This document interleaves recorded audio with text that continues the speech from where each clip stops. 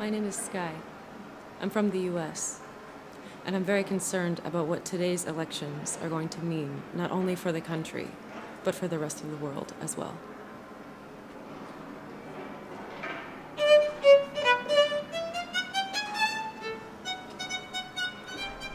My name is Román, and I'm from Spain, and I think that we've lost the sense of what democracy really means.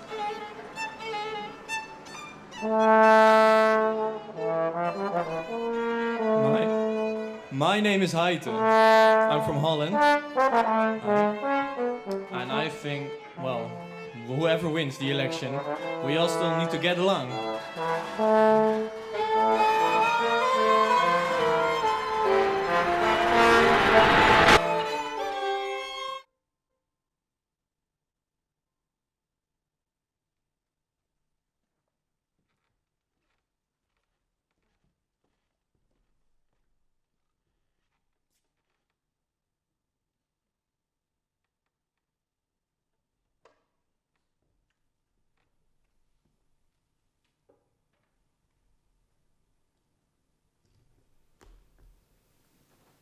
2.5 years ago, I moved away from the US and have spent the subsequent time living in Germany and the Netherlands.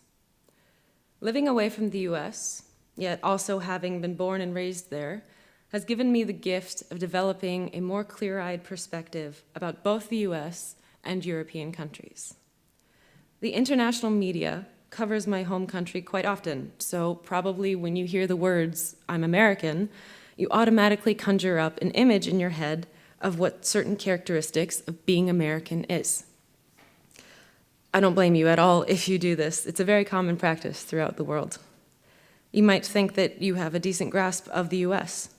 Perhaps you've been lucky enough to travel there and have a bit of a US experience yourself. Throughout this current presidency, and not limited to that, I have gotten many questions from born and bred Europeans asking me why things are the way they are in the US. I have gotten numerous suggestions for how to fix certain things. I have gotten versions of my country's history told to me with varying accuracy. And most of all, I have gotten the question, why? In these conversations, I have found that I'm not often able to have a truly productive dialogue with others because it's far too easy to miss a fundamental element of understanding the US and its current events: context.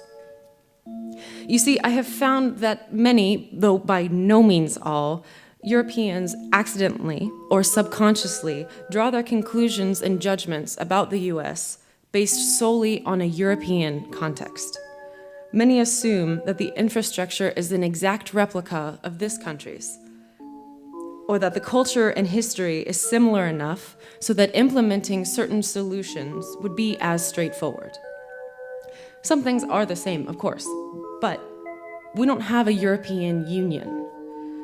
We don't have free, unrestricted movement between 26 different countries, the right to residence and employment in all of those, and the cooperation that that situation requires.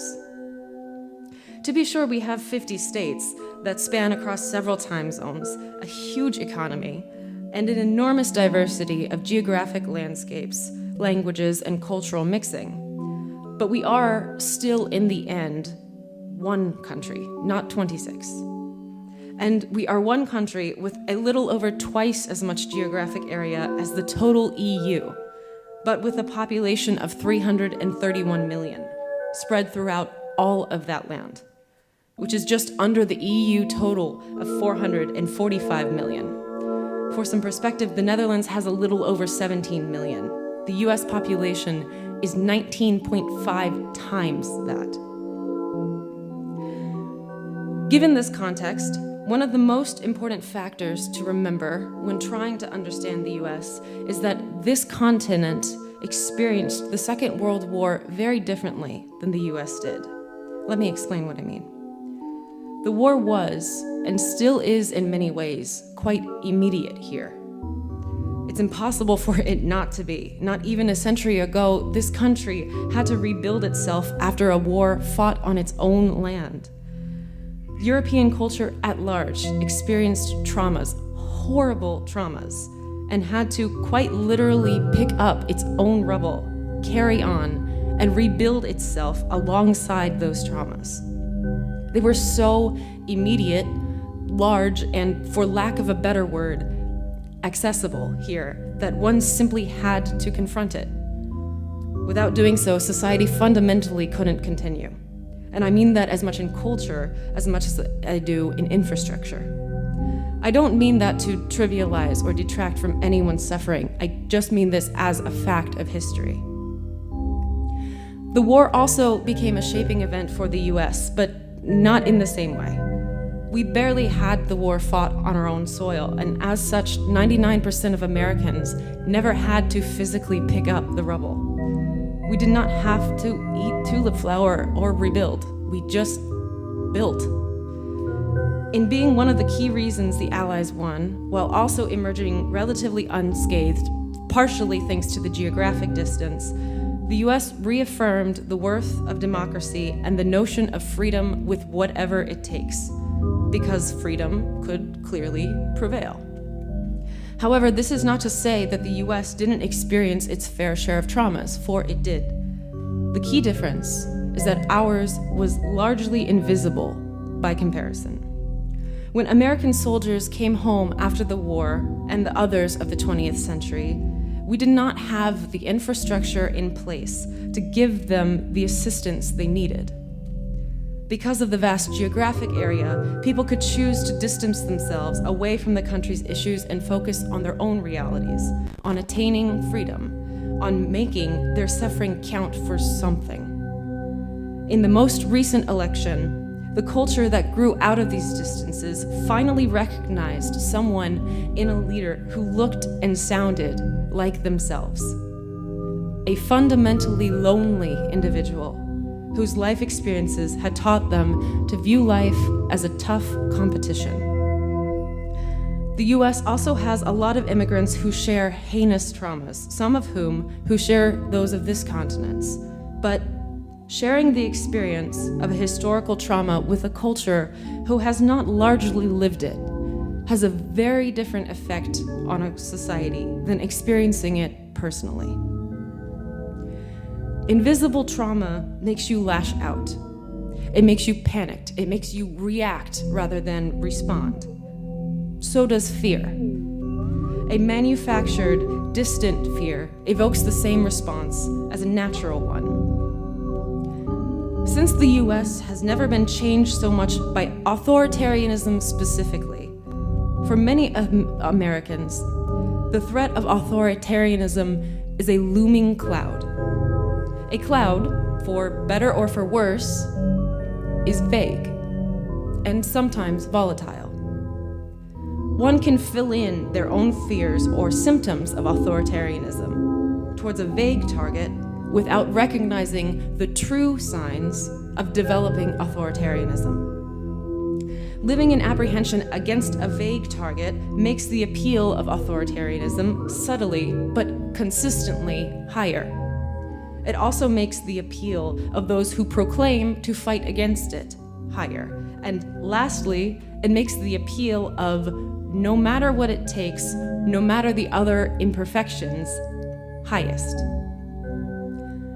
When someone comes along who is different, it seems like clarity, if only because they are one symptom of a much larger, flawed picture. And that picture is one of not listening well enough to the diverse experiences of 331 million residents. Listening well requires a continuous commitment to cooperation, which is agreed to in an unspoken social contract to ensure society runs successfully.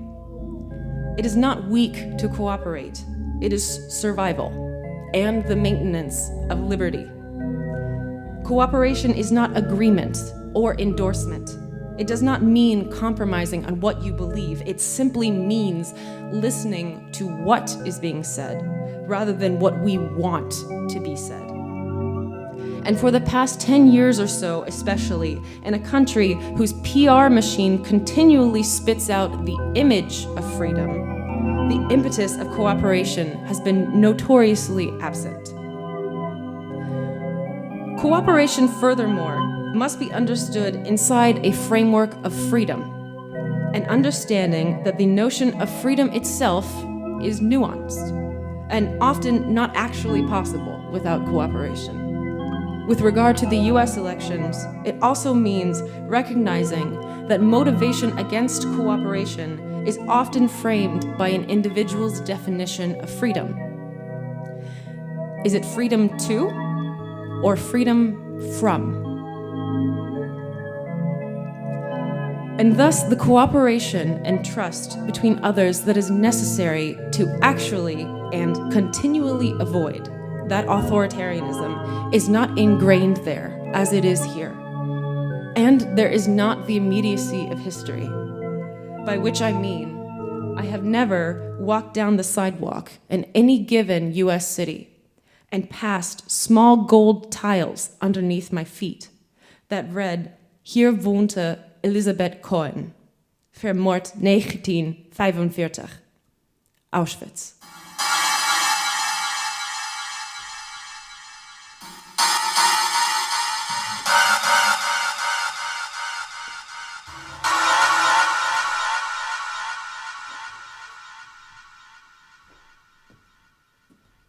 Democracy.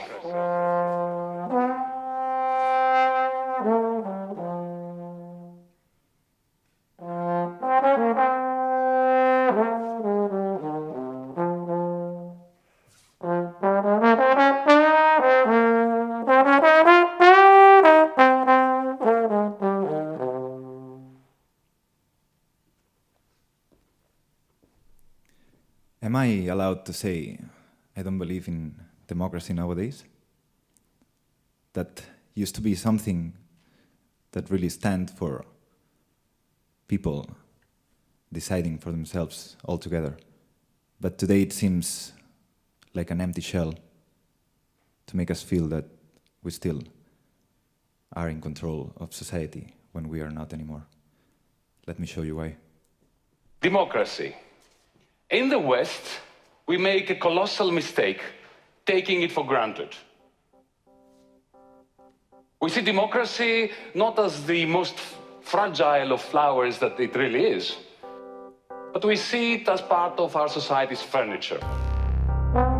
We tend to think of it as an intransient given. Indeed, democracy is receding in our neck of the woods here in Europe. Earlier this year, while I was representing Greece, the newly elected Greek government in the Eurogroup as its finance minister, I was told in no uncertain terms that our nation's democratic process, our elections, could not be allowed to interfere with the economic policies that were being implemented in Greece. At that moment, I felt that there could be no greater vindication of Lee Kuan Yew, of the Chinese Communist Party, indeed of some recalcitrant friends of mine who kept telling me that democracy would be banned if it ever threatened to change anything.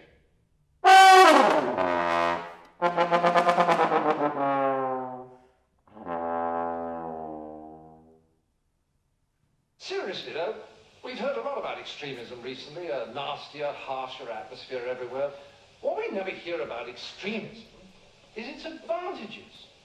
Well, the biggest advantage of extremism is that it makes you feel good, because it provides you with enemies. Let me explain.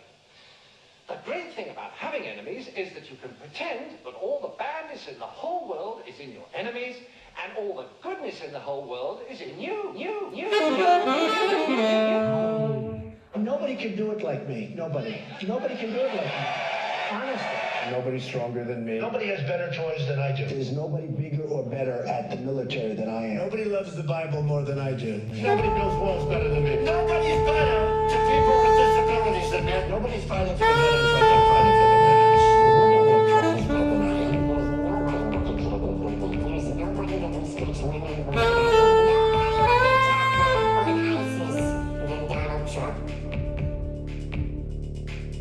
Ridiculous Trump. Makes you feel good. Nobody can do it like me.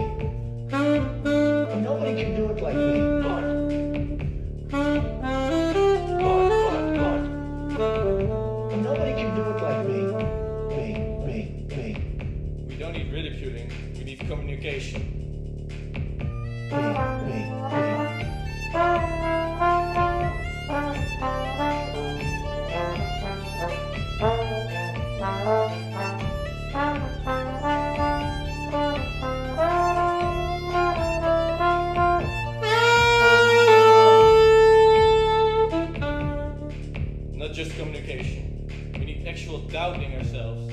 Why do you argue? To prove yourself right or to learn?